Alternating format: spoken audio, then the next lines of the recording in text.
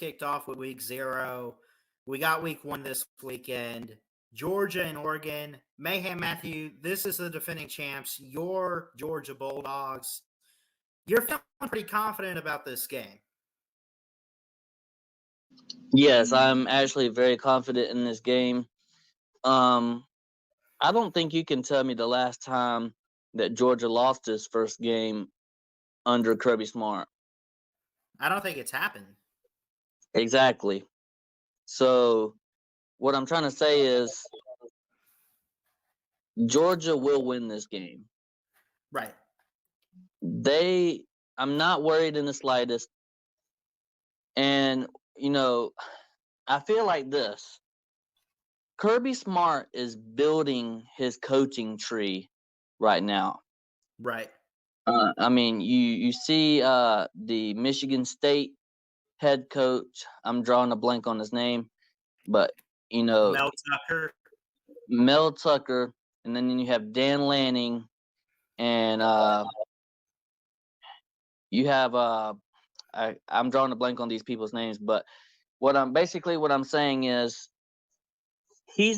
Kirby Smart's not going to lose to number one his assistant.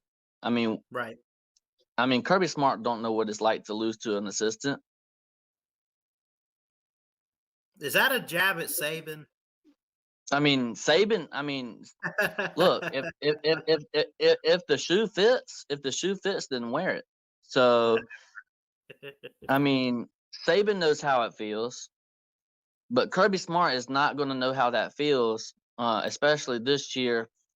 And Dan Lanning, he's never had a head coaching gig anywhere, so he's not. I don't think Dan Lanning is expected to win this game, is what I'm trying to say. I don't think, if, let's just say Oregon loses the game like I think, right? There's not going to be a scenario where, Dan Lanning, he needs to get fired because he lost to Kirby Smart. Because, he's never been a head coach before, and he learned under King Kirby. Yeah. Well, I'll say this, I think Oregon is a good football program, really good football program. Georgia is a great football program. Here's the thing, man. Elite. Georgia's just elite. Yeah, they're just better in every single way.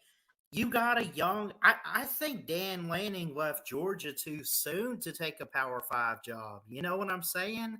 I don't know if he's exactly ready. I'm not going to say that he is. I'm not going to say that he isn't. I don't know. Me personally – okay, I know what I just said. Personally, I don't think he's ready, okay? Especially for like the West Coast and the Pac-12. Bo Nix is at quarterback. He has not beaten Georgia. He's like, 0-2, 0-3 when he was at Auburn against Georgia. So, based on recency, there's that. Oregon is just young all the way around, where Georgia has been there, done that. And Kirby Smart just knows what he's doing. And, Stetson Bennett's going to go out there. You got great guys that come back on defense, like Jalen Carter. Help me out with some of these players. You got guys on the receiving core. Don't you have, A.D. Mitchell coming back?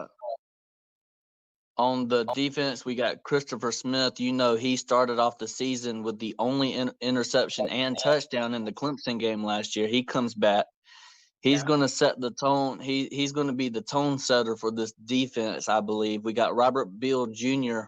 He was the interception, like I said earlier, he was the interception leader of last year. It would have been that guy that got I'm drawing a blank on his name as well, but he got with that rape incident, and he got kicked off the team. But Robert Beal Jr. stepped up for Georgia, and he became the interception leader. We have Keely Ringo, that set the tone to end the season last year with the final play that kind of ended the national championship game.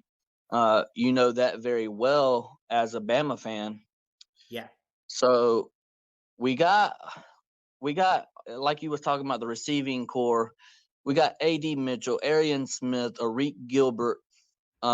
We got Blaylock coming back. He's been injured for 2 calendar years. He comes back. That gives us Brock a lot Bowers of is back too.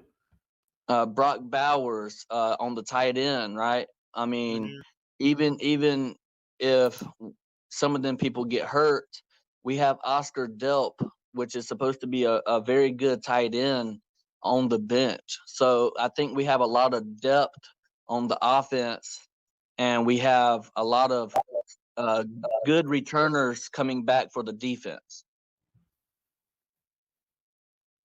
Yeah, I mean, it's just talent everywhere. And it's funny that you say you bring all this back. Um, People don't realize you guys were dominant on defense all season long, no matter who was out there. And I'll give you guys that credit. I don't want to take anything away from what you guys did last year.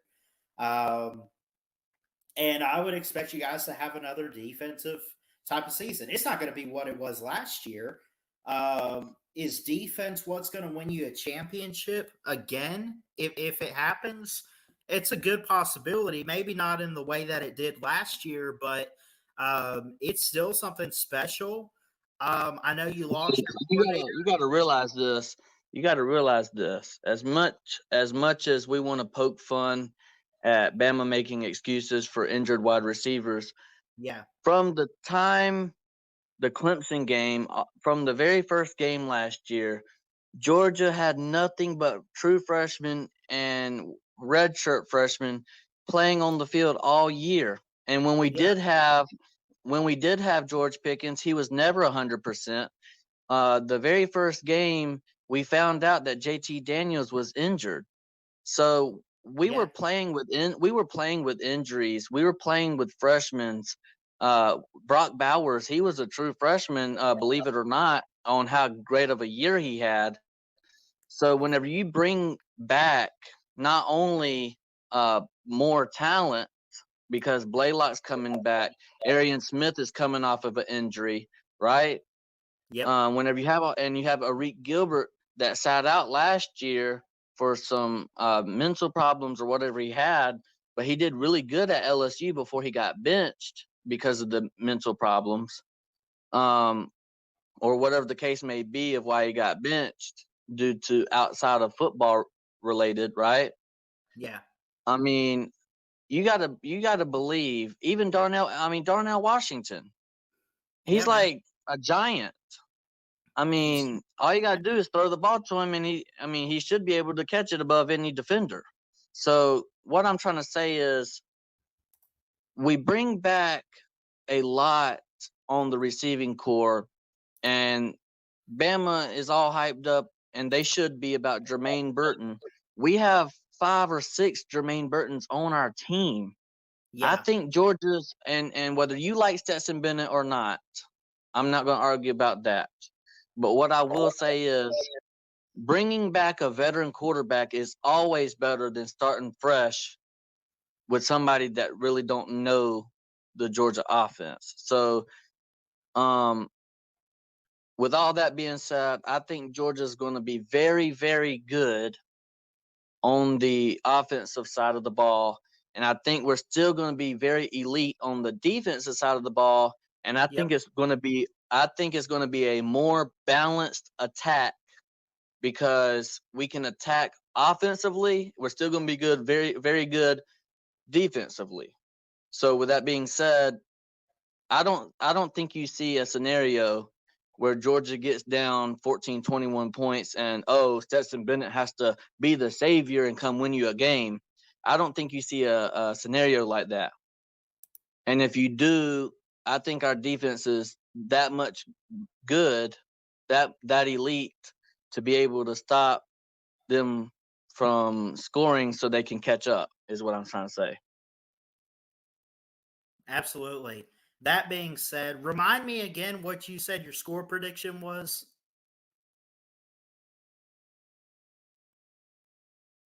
Oh, I said the prediction.